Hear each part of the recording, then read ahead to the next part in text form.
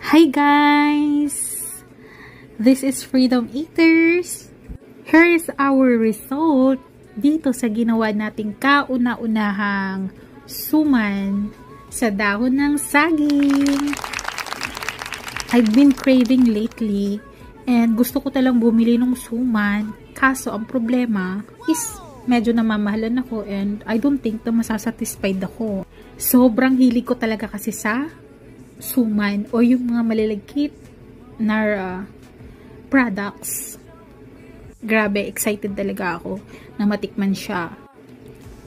Sobrang inisip ko to talaga na kung saan ako bibili, kung ano yung mga ingredients nito. Pero alam nyo ba guys, in just 3 ingredients, makakagawa kayo at maibabalot nyo ang suman nyo at maigagawa nyo siya sa bahay nyo mismo.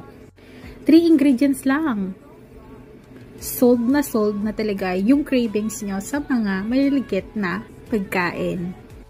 So yun nga, nag-order ako sa online and I've been using this kupang for more than 4 years already.